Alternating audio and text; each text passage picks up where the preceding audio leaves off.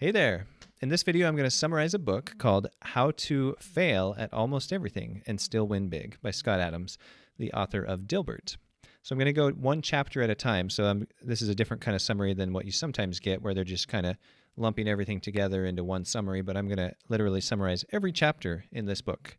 So let's go through it. So the reason I'm doing this is because I thought it has some simple, profound, useful, practical information, which I want to be able to remember and potentially share with other people as well. But I might watch this in the future to remember what I was thinking about it at the time. All right. So let's get into it. So the introduction to the book. In the intro to the book, he explains that he's going to share stuff he's learned, but it's hard to tell how much of it was luck versus a smart strategy. So take everything with a grain of salt and see what works for you. Chapter 1 is called The Time I Was Crazy. And in this chapter, he introduces his voice problem, where he started not being able to talk properly, couldn't really produce words, couldn't talk to people. And they wanted him to see a psychiatrist and take Valium, but he didn't think that was necessarily a great idea. Chapter 2 is called The Day of the Talk, because he was getting into public speaking and he had a talk arranged. So even though he was having voice problems, he still went and did this talk, which seemed a little weird, but he did it. He wasn't afraid to fail because he said he learns from failure. So that's where he brings up that idea that he has learned from many failures and he's okay trying to do something even if he might fail because he's going to learn from it. And ultimately, for some reason, he was able to talk pretty normally when he gave the talk to an audience, whereas he wasn't able to talk normally when he was just talking to people face to face. Chapter 3 is called Passion is BS. And in this chapter, he makes a case that you probably become passionate at things that you're good at rather than the other way around. So people assume you need passion to succeed, but it's partly because of a survivorship bias where we happen to see people who've already succeeded and they talk about what made them successful, and sometimes they think they should say passion or whatever. So you're better off with a good plan and willing to work hard than being passionate about something. In chapter 4, called Some of My Many Failures in Summary Form, he goes through some of his many failures. It's mainly entrepreneurial ventures that he has tried, and it's a pretty long list, surprisingly long list. I would have never guessed that he had tried that many entrepreneurial ventures. But he goes through this list and kind of explains why each one of them failed at different times for different reasons. And one of the big takeaways is that he thrives on failure because he learns from it and finds new opportunities through the experience. So you also need luck, he says. So trying different things or various things gives you more chances to get lucky eventually. So that's chapter 4. Chapter 5 is called My Absolute Favorite Spectacular Failure. So he shares a story in this chapter where he went to an accounting interview in casual attire and they rejected him offhand because he wasn't dressed appropriately.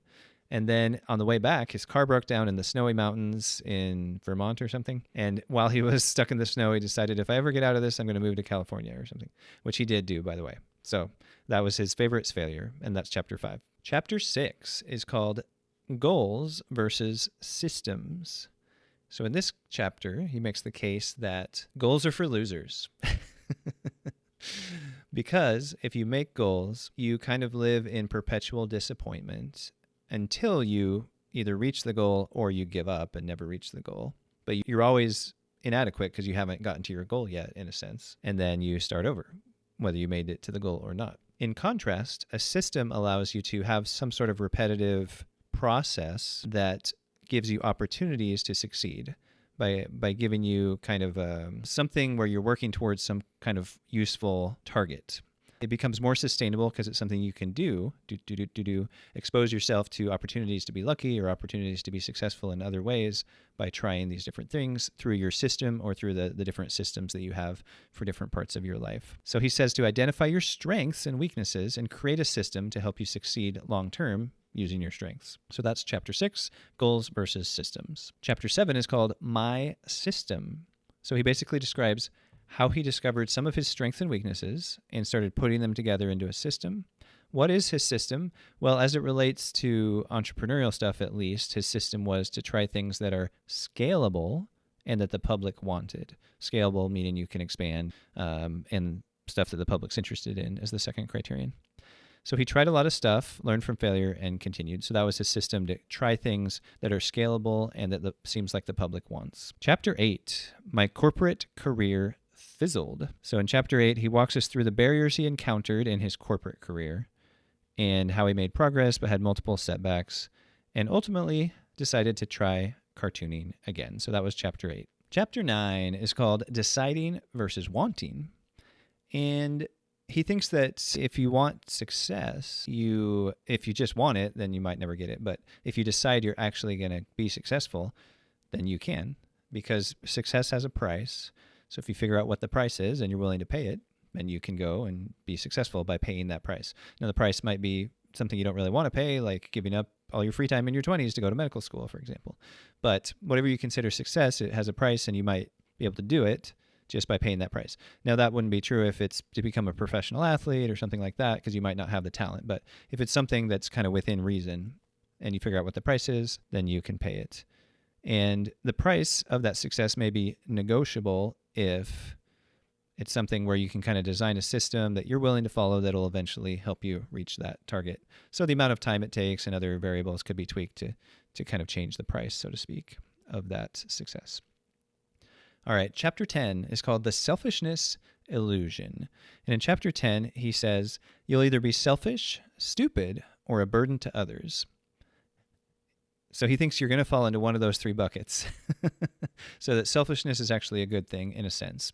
He defines selfishness as taking the long view to address your own needs. So in other words, you need to address your own needs so that you can function before you give to others, so to speak. Because otherwise you're being stupid or a burden to society, or some combination.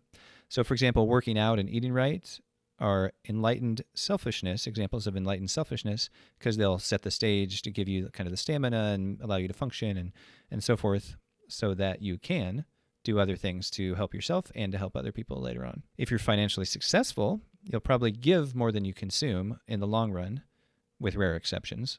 So therefore, by being selfish enough to be financially successful, you're not going to be a burden on society, and you'll probably give more than you consume through taxes and job creation and other things. So that's the Selfishness Illusion, chapter 10. Chapter 11 is called The Energy Metric. So in chapter 11, he basically says that figuring out your energy, how to maintain or sustain energy, your own rhythms, your own kind of how you respond to different food and other things, and doing what you need to maintain your energy and focus, like good nutrition, sleep, exercise, and managing stress, is going to pay big dividends in the long run, because it's going to allow you to focus and get things done and accomplish different tasks. So pay attention to your daily rhythms, plan tasks when you have the necessary energy and focus. You'll have limited time, so prioritize with the energy that you have, and start simple with whatever you're doing. In other words, do a simple version so it doesn't take as much energy. And then he also talks about using simple systems, again, to use your energy effectively versus being over-optimized where you make it too complicated or whatever. He also says, don't be an asshole. Just because I guess I don't know why it's in this chapter, something about it's not good for your energy or whatever. And then he says, do quick research to learn what you need. You'll be more energized when you know how to do stuff. So where you can do like a quick internet search or something to figure out how to do some simple process that you otherwise might have thought wasn't possible. So that's the energy metric. Chapter 12 is managing your attitude. So he likes to talk about humans as moist robots. So he says, as a moist robot, there are things you can do to manipulate your attitude. So he basically looks at as it like you're pulling different levers to kind of get your attitude to move in the right direction. So it's more under your control than you think in that way. Start with basic health measures, which include the stuff I mentioned in the previous chapter, nutrition, exercise, sleep, stress. But after that, some other things he thinks are helpful for attitude are he talks about kind of imagining a successful future, or almost like a fantasy. He thinks that that's good because it kind of puts you in a positive place. He says having something invigorating to work on. Because he talked about how he's always having some interesting project going on that keeps him kind of more invigorated. Imagining that the project you're working on is going to help a lot of people. Even if that's not true, it still kind of gives you the motivation right now. And it could possibly be true. Like he says when he wrote this book, that he was imagining it's going to get out and help a lot of people. He says positive music, positive media, like movies and stuff, are good for your attitude. Smiling, because when you smile, it actually changes your brain. And vice versa. So it's a two-way street, a two-way communication. And there's that same two-way communication in certain other areas of life. He makes a list of those. And then he gives the example of his dog coming out wanting to play fetch, and who just, is his dog's acting all giddy and ready to go. And that ultimately results in playing fetch. But the dog doesn't know why it works. It just knows that it does work. And so there's a lot of things like that in life where if you just approach it with a good attitude, it ends up working out, even if you don't know why it works. Chapter 13 is called It's Already Working. So this chapter is very simple. He basically makes the case that if you're reading this book, then you're already in the right group and you're doing some things the right way. And often joining a certain group helps you transform and make changes in your life and be more successful. So it's already working. Chapter 14 is called My Pinky Goes Nuts. So he started having a pinky spasm thing, and it made it hard for him to do his cartooning. And it was supposedly incurable, and he explains how he worked through it. In this book, he often describes himself as an optimist, how he has this kind of unsquashable optimism, which, although he admits it may be irrational to always be an optimist, it seems to be helpful. And he used that as an example and explained some different treatments and things he tried for the pinky. So that's chapter 14, My Pinky Goes Nuts. Chapter 15 is called My Speaking Career. So he got invited to speak in Canada or something, and he didn't want to go. So he was going to decline, but then he asked a friend, his friend's opinion about this, and the friend said, well, you could give him a price that is kind of high, because then it'll be worth your while if you do go, but otherwise, if they say no, that's fine too. So he did that, and they accepted immediately and gave him the $5,000 or whatever, and he was like, oh, okay. So he tried to price them out at $5,000, but they accepted, and the rest is history. So that was an example of asking a smart friend who has experience in whatever it is, and then it ended up leading to a whole speaking career. Chapter 16 is called My Voice Problem Gets a Name. So he connected the finger problem to the voice problem. Remember, he has a finger spasm and a voice problem that's kind of a spasm maybe of the vocal cords. So he finally connected it and did a Google search about voice dystonia and found out that was a thing, and that supposedly there was no cure, but he was optimistic. Chapter 17, The Voice Solution That Didn't Work. So in this chapter, he explains that he got some Botox treatments for this voice dystonia or vocal cord dystonia or whatever it's officially called. But that was imprecise and unreliable. Like sometimes it helped more than other times and had fluctuating effects. So he decided to quit and look for a better treatment. And I think he used that as an example of when the experts, you can kind of trust your intuition a little bit about whether something is a good idea for you, even if it's what the experts are saying, because he didn't think continuing to do the Botox was a great idea for him. Chapter 18 is called Recognizing Your Talents and Knowing When to Quit. So in this chapter, he talks about how to figure out what you're good at, your talents, and knowing whether something's going to be successful or not in terms of a project. So what are your talents? So his example is if you look at things you did compulsively before you were 10 years old, then those might be a good list of your talents or your strengths. Interesting idea. And also things that are comfortable and that come naturally. Now, in terms of projects or products or whatever, he says future successes will usually have at least a small success right off the bat, sometimes bigger. So usually there's going to at least be a hint of success early on if something will ultimately be a big success. And he gives several examples, including the cell phones. So when cell phones first came out, they weren't very good. They were like these big bricks, and the audio probably wasn't that great, and blah, blah, blah. But the public was still clamoring for them, still wanted them. And so there was a strong hint that this was going to be very successful in the long run. And lo and behold, it is. And he also talked about fax machines and early computers that fit the same description. So those things were huge successes later on. So he says, rarely, if ever, are you going to see something that's totally dead silence when it starts and then later becomes a big success. Usually it's going to have at least a little bit of success right away. He says future successes also have the X factor, where at least a small swath of the population gets excited about them. So there's at least a subset of people that are going to be very excited about whatever it is, if it's going to be a big success later. Successful people usually have to chew through a wall at some point, but if you keep in mind the previous info in this chapter, that would give you a better idea of when it's worth continuing to chew through the wall or when it's time to just quit. Chapter 19 is practice your thing. So he thinks that some people have more of a tendency or an aptitude for repetitive practice. He shares a story about some kid who was hitting a tennis ball over and over again at age 3 or something that showed an aptitude for being able to do repetitive practice, which helps you develop certain skills.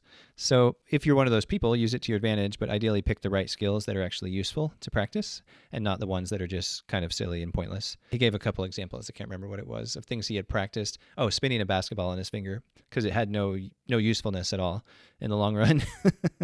But he spent a lot of time practicing it when he was a teenager or something. If you don't have an aptitude for practicing repetitive practice, then you might want to pick a career that gives you more variety and less repetition, whatever that may be. He gave some examples. But all right, chapter 20, managing your odds for success. Kids don't learn much about success in school. I think that's true. A useful simplification, each skill you gain doubles your odds of success. So he says that. Each skill you gain doubles your odds of success. It's not literally true, but it's kind of true, so it's a useful way of simplifying things. So if you can combine different skills together, then you're even more likely to be successful. And of course, his example that he talks about in this book, but also the obvious example looking at his career, is he had some skill and familiarity with the business world, and then he had some skill with drawing and some skill with writing and a little bit of skill with humor. And he put all those together and became a cartoonist who writes cartoons about the business world. And it became very successful, the Dilbert comic. So that was by combining several different skills together. So he talks about making a system that combines your different skills or whatever, and says a good system should feel easy and natural. He goes on to talk about how he learns new things and looks for patterns by reading the news, but only things he's interested in. That's his system, is only read the things he's interested in the news, because he thinks it helps him learn and find patterns in the world and stuff like that. Chapter 21 is called The Math of Success. And while most of the chapters before this have been pretty short, some of them are very short, like a minute or two on an audiobook. Others are 5 minutes or 10 minutes or 20 or 30. But this chapter is quite long. And that's because he talks about skills he thinks you should develop and makes a case for each one. So he talks about several very high-yield skills to work on or develop, and says you can potentially think of some others, but that these are very high-yield and worth thinking about. So at the beginning of the chapter, he gives an analogy of tennis, where he used to always play tennis against this one friend and would always lose, and then finally figured out it's because he always had a tendency to hit a certain shot a certain way, where he would try to hit it down the line while he was on the run or something like that. And he always missed that shot because there's some sort of blind spot where he thought it was easier to make that shot than it actually was. And so he would basically always miss that shot. So that was his blind spot. So we all have blind spots, which lead us to make repetitive mistakes. And that's why he recommends several key skills that help to kind of reduce the blind spots. These are things that are very useful and practical in the world, so you won't have as many blind spots. So I'll go over the skills and share a little bit about each one. So the first one is public speaking. So, it's pretty self-explanatory why that's useful. A lot of people are bad at it. Many people are scared of it. He shares a story about how he kind of started learning about it through a Dale Carnegie public speaking course. It was really interesting because they said in that course, they exclusively used positive feedback. So people started to have a positive association with the experience of public speaking. So that was pretty cool. And also in a similar vein, for some reason he threw in the fact that adults don't get a lot of compliments, and so that's why the positive feedback was so helpful with the public speaking, because they weren't used to getting compliments and they got these compliments about their speaking and then just kind of built on that and got better. All right, so the skill number 2 is psychology. So he goes on and shares several interesting psychology tidbits, so I won't go over all of those, but basically if you learn more about human interactions and understanding why we do stuff, then it gives you a big leg up in the world. People are irrational about many things or most things. So if you learn to expect that, that helps. And he gives some examples. So he was talking about the Dilbert comic and how people would tend to compare it to The Simpsons, when they made the TV show for Dilbert, how they compared it to The Simpsons, about how first impressions often stick, even if they are no longer true and people know that they're not true, they still kind of stick, and various others. Talked about hypnosis and how it uses trial and error, and it taught him that people are kind of moist machines and somewhat irrational and things like that. So he says try to learn at least the most basic and common psychology concepts. So read a few books about psychology and start to see what keeps coming up over and over again. And the more you learn about it, the more helpful it's going to be. So I think that one is very clearly true, that it is useful to understand psychology. All right, skill number 3 is business writing. He took a course, learned it really quickly. One of the main things is learning to be very clear and concise and what order to list your ideas in business writing. Skill number 4 is accounting. So he says you should learn enough to understand a business proposition, tax implications, and so on. So just so you can kind of make good decisions and understand some basic stuff. Skill number 5 is design. So it's more useful than most people think, largely rules-based. And so if you learn a few rules, he gives some examples. So again, I'm shortening this, but he gives some specific examples of useful design principles that help you if you're even doing super basic things. If you learn a few design tricks, people will think you're smarter without knowing why. Skill number 6 is conversation. So this one he spends a lot of time talking about, ironically. So it's a skill that many people are lacking in, serves a lot of purposes. A lot of people, like myself at a younger age, I would say, didn't realize the different purposes that conversation serves, and so kind of always default to maybe one or two of the less important purposes. Like if it's kind of to build rapport or something, but all you know how to do is default to some humorous gimmick or whatever when you're in a conversation as a kid or whatever. Like that is a common thing. So he goes on to say, in general, in terms of conversation skills, ask questions until you find a common interest, and don't devolve into things like silly jokes or complaining, particularly if you don't know the person well. Then he talks about stories, because those are another useful skill. People love stories, especially funny stories. So he says it's good to practice turning your experiences into stories with a setup and a twist, what happened, and the punchline, and to learn to do this kind of concisely but effectively, and develop a repertoire of stories. Try to avoid boring or complaining type stories, or talking a lot about your own medical problems and stuff like that. Yeah. And then he talks about overcoming shyness, because that's important as it relates to conversation. So shyness can be a challenge for everyone, or maybe it was originally a challenge for everyone. He says people kind of learn by modeling after their parents to overcome shyness, but if you don't have a parent to model it, if your parents are shy or whatever, then that might be harder. So some people figure it out early in life, but others don't. But he ultimately says shyness might go away as you develop confidence in other areas, like he did when he became a successful cartoonist, and that helped him to be less shy. So that's just kind of a quick recap, but he had a lot to say about conversation. So that was number 6. Number 7, skill number 7 is second language. So learning a second language obviously opens up certain opportunities, like Spanish has been really useful for me, for example. All right, skill number 8 is golf. He says it's fun. He says it's a good bonding activity and opens up certain opportunities. And he has a little more to say about that, but that's about all I have to say about it. Skill number 9, proper grammar. So he goes through several common grammar mistakes that are kind of red flags that make you sound uneducated or whatever, and says to avoid those, and at least learning the basics is helpful. Skill number 10, persuasion. Says that's useful in just about every human interaction, and obviously it is. It's closely related to psychology, I feel, but he does list it as a separate skill. And then he goes on to list several persuasive words and phrases, such as because, or would you mind, or I'm not interested, or I don't do that. That when you use those specific phrases, it's more persuasive for some reason based on various studies. And he has some other examples too. I have a rule. I just wanted to clarify. So that's less confrontational if you say, I just wanted to clarify, for example. Saying thank you and blah, blah, blah. Decisiveness suggests confidence. Energy or enthusiasm is contagious. Coming across as kind of insane can be useful in small doses because people tend to go along with you if you're kind of insane a little bit just because they don't want to get in your way. And he points out that persuasion is not inherently evil, but you don't want to overdo it and be too manipulative either. All right, so we got looks like two more skills in this chapter because remember, this is a really long chapter. All right, so skill number, looks like 11 is technology. So he says every adult should at least learn the basics about technology. Otherwise, you're going to seem kind of silly or just ignorant about a lot of things. All right, so and number 12 is proper voice technique. So that voice quality correlates with career success and dating options and more. There's kind of a fun voice versus a serious voice, and more persuasive. It should sound different, like how high it is. My fun voice or my serious voice, I don't know. But that if you learn to use the right voices in the right situations, and it can sound confident and help with your success in various areas of life. And then your ideal voice might be a little higher than you're used to. And he says to hum happy birthday, and then start talking. And then that kind of puts your voice in a more, ideal place. And I don't know if that's true. It seems a little unnatural, but that's kind of one of the things he says.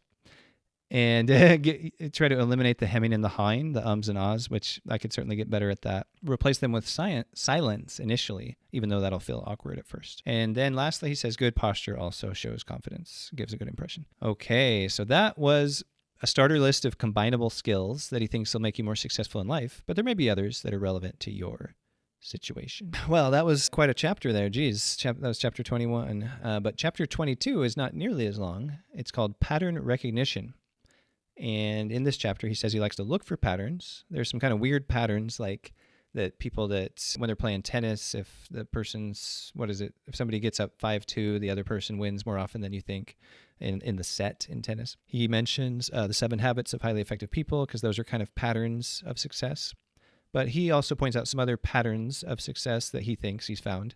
He says successful people are more often willing to put themselves out there with psychological discomfort to try things. In other words, potential embarrassment, potential failure. And he thinks that's kind of a learnable skill. He also says education is a pattern that successful people tend to have, more education. And the education and the being willing to put yourself out there kind of can replace each other. If you have at least one or the other, they can kind of compensate. If you have a lot of education, you don't need to be willing to take as many risks. And if you don't have as much education, you kind of need to be willing to take more risks. And if you have both of those skills or both of those things working for you, that obviously helps. Exercise is a pattern of successful people because exercise helps with creativity, energy, and many other things. And successful people also view success as learnable. So that was chapter 22, pattern recognition. Chapter 23, humor. So he's a humorist of sorts. He's a cartoonist. So he knows a little bit about humor, I guess. And he says that humor can energize and inspire creativity. He says women are attracted to men who are humorous as a sign of kindness and dependability. Some people are more naturally funny, but effort goes a long way, especially in group settings. So if you're at least trying, people like that as long as you don't overdo it. Some traps to avoid: too much complaining. So in other words, don't just always try to be, when you're trying to be funny, don't just always be complaining about things, and don't do too much self-deprecation. He says not to overdo the puns. I like puns, but he says not to overdo it. And he points out that different people like different types of humor. There's kind of a gender valence with this. For example, he says, in general, women tend to enjoy the tales of woe, like something bad happening to somebody else or whatever, while men enjoy engineered, humorous stories. So that's chapter 23 about humor. Chapter 24 is called Affirmations, and introduces that idea. And he's going to revisit this topic a few more times in the book. But basically, affirmations are that thing where you say, I'm going to be a millionaire someday or something. Some sort of positive thing where you're kind of priming your mind by saying that you're going to accomplish something. And he points out you don't have to know how something works as long as it does. And he's had various successes with affirmations, and he shares a few of those. So he's going to revisit that later. But even if it's not scientific, it might still be helpful, is the point. Chapter 25, timing is luck too. Timing is luck too. So he views the world like a big slot machine, and it doesn't require any money, but it takes time, energy, focus. So if you put yourself in the right places, you have a better chance of getting lucky, or better chance of developing certain skills or whatever. So if you try different things and try them at different times, then eventually you might be lucky with the timing of it as well. Chapter 26, a few times affirmation worked. So he shares a few examples of affirmations and how they helped him or seemed to help him. He accomplished the thing he was giving himself affirmations about. And some examples of when some project failed and he was not using affirmations. Chapter 27, voice updates. Remember, he had the voice problem, like the vocal cord dystonia. So the update this time says he's still struggling. He started kind of tracking it more carefully and following Google updates about treatments and stuff. And he maintained optimism and kept using affirmations. So to be continued. Chapter 28 is about experts. So experts. He shares a story about a neck biopsy that he got where they didn't know if it was cancer or not. And he ultimately says that experts get things right maybe 90% of the time if it's something that they're very familiar with. But if it's something unusual, some kind of twist on the usual routine, then maybe they're only right like 50% of the time at that point. So if that's possibly the scenario, trust your intuition. I guess he was making the point that they just didn't know about whether this neck mass was going to be cancerous or not. Maybe that was his point about that story. All right, chapter 29, association programming. Various examples of how you tend to become like those around you for better or worse. So, in other words, if you hang out with fit people, you might become more physically fit. If you hang out with fat people, you might become more fat, and so on. And this seems to hold up in real life if you kind of look at people become more like the people that they spend more time with for some obvious reasons, because, you're going to tend to emulate some of their habits or be invited to do things with them that make you more like them in some ways, and so forth. And he says to kind of use that to your advantage. So try to, spend time around people who will help make you better, essentially. Chapter 30 is called Happiness. So he says people have kind of a range of happiness that we tend towards based on our genetics, nature and nurture, all those things, but that there's several other variables that play a role. So think of it like a chemistry experiment where there's different things you can change that will affect your subsequent happiness. And among those, most notably the basic biological stuff like the exercise, nutrition, sleep, and stress management. But once you get beyond that, he says schedule flexibility is really important. So try to work towards schedule flexibility. Imagine positive things, the health stuff I mentioned. He thinks exercise is the most important of those health things because it boosts mood directly while also taking your mind off of stuff that you might be stressing about otherwise. He says to pick careers or hobbies that you can work on getting better at. So if it's something you can continue improving at, that's kind of better for your happiness. So, and ultimately having routines where you can not have to make as many decisions. So if you have a system or a routine where you don't have to decide on as many things each day, that's kind of reduces mental fatigue. So at the end of the chapter, he says, recapping the happiness formula: eat right, exercise, get enough sleep, imagine an incredible future, even if you don't believe it, work towards a flexible schedule, do things you can steadily improve at, help others if you've already helped yourself, and reduce daily decisions to routine. If you take care of those steps, the other things you need or want for happiness will probably find you. That last sentence was a paraphrase, but it says if you do that much, the other things you might need or want for happiness will probably happen naturally. So that was chapter 30, happiness. Chapter 31 is on diet. So this is maybe like the second longest chapter in the book. I'm not sure, but it's pretty long, about an hour on the audiobook. So he spends quite a bit of time talking about nutrition or diet because he thinks it is pretty important to your success. And this is a book about success, basically. So he explains his approach to diet and how he thinks that's been helpful to him and how you can use some of the same principles and stuff to help you. So the way he describes his diet is funny because he says his diet plan is to eat as much as he wants, of whatever he wants, whenever he wants. But that's because he's programmed himself not to want unhealthy foods. So he talks about how you can potentially do that. So basically that's by having alternatives, having healthy foods that are available in a convenient way. So they're right there at your fingertips and that you're allowed to eat as much of them as you want, at least in the early stages while you're training yourself not to always want the junk food. So for example, if he has unlimited carrot sticks and celery sticks and I don't know, if he has several other things that he mentions later, but he can eat as much as he wants of those whenever he wants. And then there's other ones that he uses to kind of suppress his appetite, like cheese or peanuts or whatever, so that he won't want the junk food because he wants to train himself not to want the junk food all the time. So yeah, the alternatives. He gives various examples like the Snickers bars that he used to eat a lot of and stuff like that. He says that certain types of food have a big effect on his energy, where he gets sleepy if he eats white rice, but if he eats pasta, he doesn't. So he kind of figured those things out over time. And he also points out that nutrition is a kind of a limited science. A lot of the studies are just correlation. So you don't want to put too much stock in the quote science around nutrition, but you want to kind of figure out what works for you to some degree. But he, by the way, he says to take all of this with a grain of salt or don't take it too seriously because it's nutrition advice from a cartoonist, you know.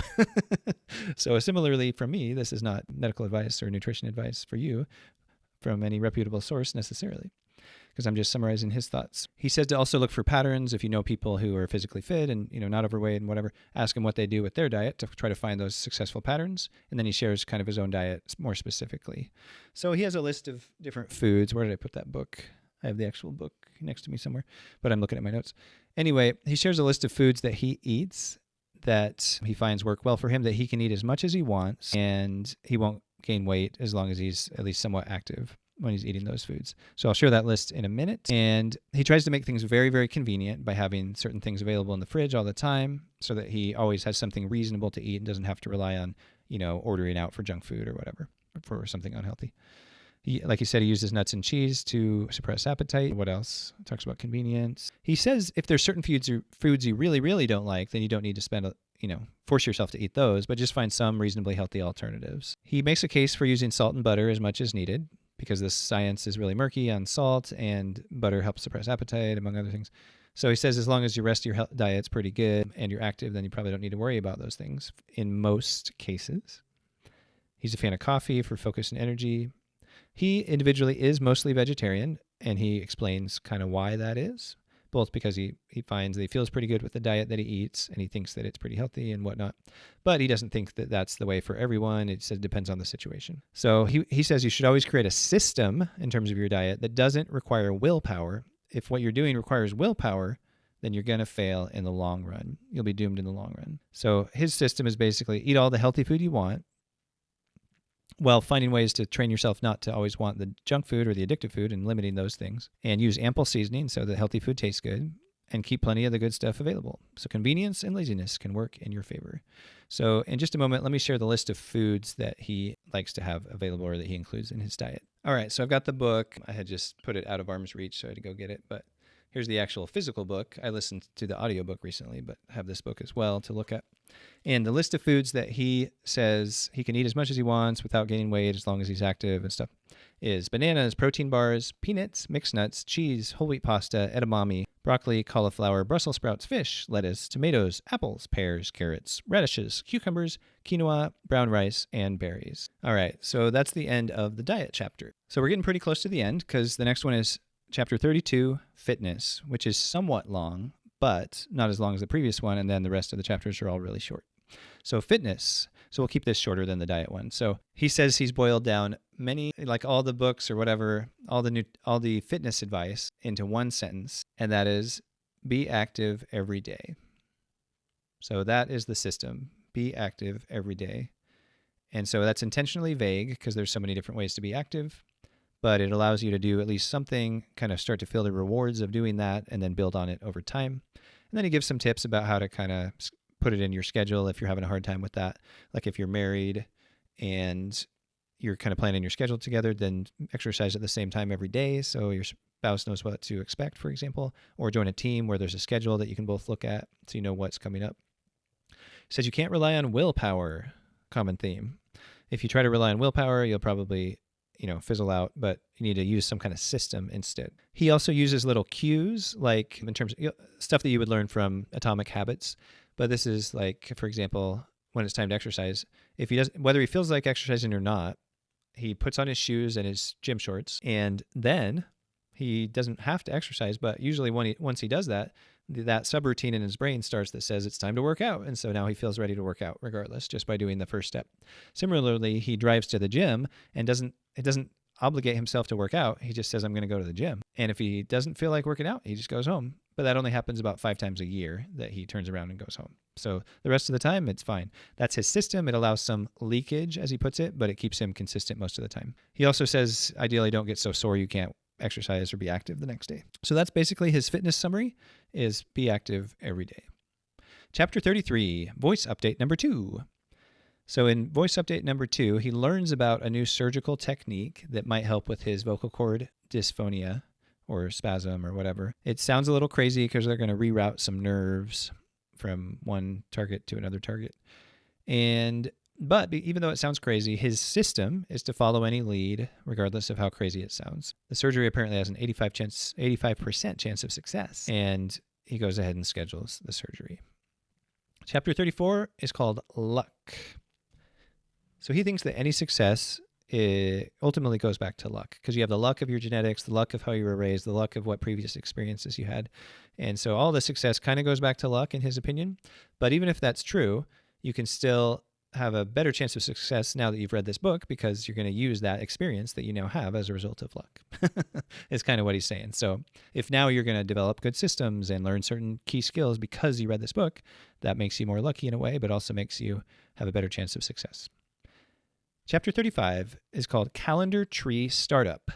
So this is one of his many entrepreneurial ventures. It was a startup called Calendar Tree, about where it allows you to coordinate your schedules with somebody else or something like that. It's kind of funny because he says the startup failed. Like, he already knows that now before the book was published. But I don't think it had failed yet when he was first writing the book. But it's still a good way of illustrating the utility of systems. So he was able to work on it while getting other work done because he manages his energy, physical, and mental state. So in other words, he's able to try more of these ventures that might allow him to get lucky at some point, because he's managing his physical state and his mental energy through diet, nutrition, sleep, stress management. And this is one of those risks. It was a calculated risk. And he takes those regularly so that he can eventually get lucky at some point. Chapter 36, voice update number 3. So he has the crazy surgery to change the nerve that's going to his vocal cords or whatever. And at first, it's really bad because right afterwards, he can't swallow or anything. The first 3 months, they said that it would take at least 3 months for the nerves to regenerate. So the first 3 months are miserable. And then it gradually starts working. And by about a year, he's doing pretty well. And ultimately, he learns to talk really well. So ultimately, it worked. And he says that maybe the odds of finding a solution to this were better than he thought, or maybe the odds of you finding a solution to your crazy problem are better than you think, as long as you have a good system that helps you kind of keep working towards whatever you're working towards, whatever you're trying to accomplish. Chapter 37, a final note about affirmations. So he talks about affirmations again because he's mentioned them previously in this book. And he basically makes the point that if they do work, it doesn't matter why they work. And he shares several possible reasons they might work, like the way they affect our psychology, or that you're going to be looking for opportunities more if you're giving yourself affirmations, or various other reasons. But again, if they do work, it doesn't matter why they work, because it's just something you can do that's free and relatively easy, and it might be worth a try, basically. Chapter 38 is a summary. A summary of the whole book. But his summary is only 4 minutes long. So, I mean, I guess you could just read that chapter or listen to that chapter if you have the actual book. And you won't get all the info, but you'll have some of the key points woven together in just a few paragraphs because it's only 4 minutes on the audiobook. Now, of course, it won't make a lot of sense if you haven't listened to the rest of the book, probably, or you won't really appreciate how profound it might be. But that is the summary, where he kind of talks about managing your mental and physical energy, developing the right skills, using those to develop systems that will give you a good chance of success in the long run. And a lot of the other things, but those are some of the key elements to build that structure. All right, ladies and gentlemen, at long last, that was a summary of How to Fail at Almost Everything and Still Win Big by Scott Adams. And by the way, I was doing it as it got dark outside, so the lighting in the room changed a lot. So FYI, that's why. That's probably obvious, but the lighting is not ideal because it kind of shifted a lot during the recording. But there you go. That's the summary. Hope it helps.